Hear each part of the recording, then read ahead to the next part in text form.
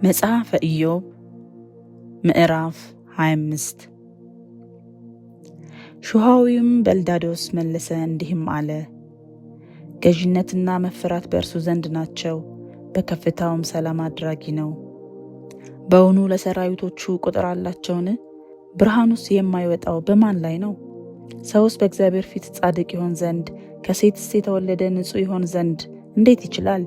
እነሆ ጨረቃ እንኳን ብሩህ አይደለም፣ ከዋክብትም በፊቱ ንጹሐን አይደሉም። ይልቁንስ ብስብስ የሆነ ሰው ትልም የሆነ የሰው ልጅ ምንኛ ያንስ!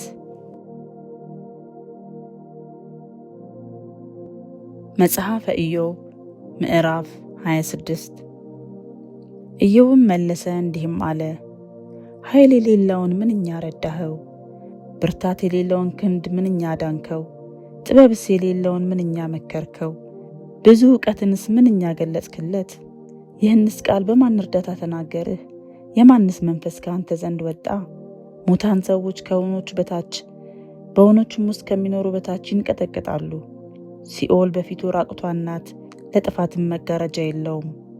ሰሜንም በባዶ ስፍራ ላይ ይዘረጋል፣ ምድሪቱንም በታችዋ አንዳች አልባ ያንጠለጥላል። ውኖችም በደመናዎች ውስጥ ያስራል፣ ደመናይቱም ከታች አልተቀደደችም። የዙፋኑን ፊት ይከድናል፣ ደመናውንም ይዘጋበታል። ብርሃንና ጨለማ እስከሚለያዩበት ዳርቻ ድረስ በወኖች ፊት ላይ ድንበርን አደረገ። የሰማይ አዕማድ ይንቀጠቀጣሉ፣ ከተግሣጹም የተነሳ ይደነግጣሉ። በኃይሉ ባሕርን ጸጥ ያደርጋል፣ በማስተዋሉ ምዕራብን ይመታል። በመንፈሱ ሰማያትን ውበትን አገኙ፣ እጁም በራሪቱን እባብ ወጋች።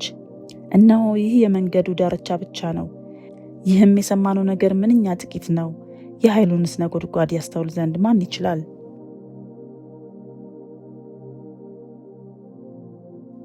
መጽሐፈ ኢዮብ ምዕራፍ 27 ኢዮብም ምሳሌውን ይመስል ዘንድ ደገመ እንዲህም አለ። ፍርዴን ያስወገደ ሕያው እግዚአብሔርን፣ ነፍሴንም መራራ ያደረገ ሁሉን የሚችል ሕያው አምላክን፣ እስትንፋሴ በእኔ ውስጥ የእግዚአብሔርን መንፈስ በአፍንጫዬ ውስጥ ገና ሳለ ከንፈሬ ኃጢአትን አትናገርም፣ አንደበቴም ሽንገላን አያወጣም።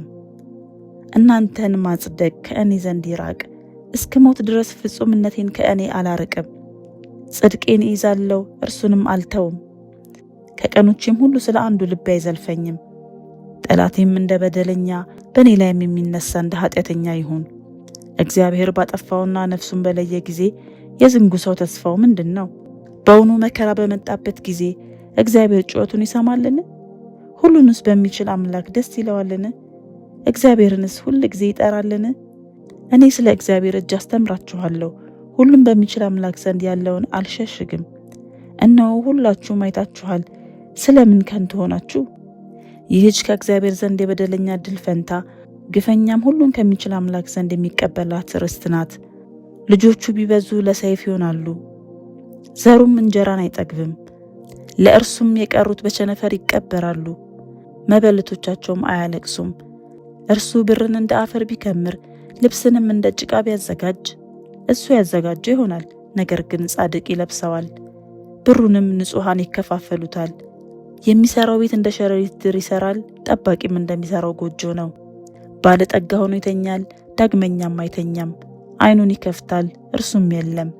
ድንጋጤ እንደ ጎርፍ ታገኘዋለች፣ በሌሊትም አውሎ ነፋስ ትነጥቀዋለች። የምስራቅ ነፋስ ያነሳዋል፣ እርሱም ይሄዳል፣ ከቦታውም ይጠርገዋል።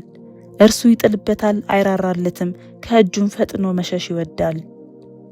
ሰው በእጁ ያጨበጭብለታል፣ ከስፍራውም በፉጨት ያስወጡታል።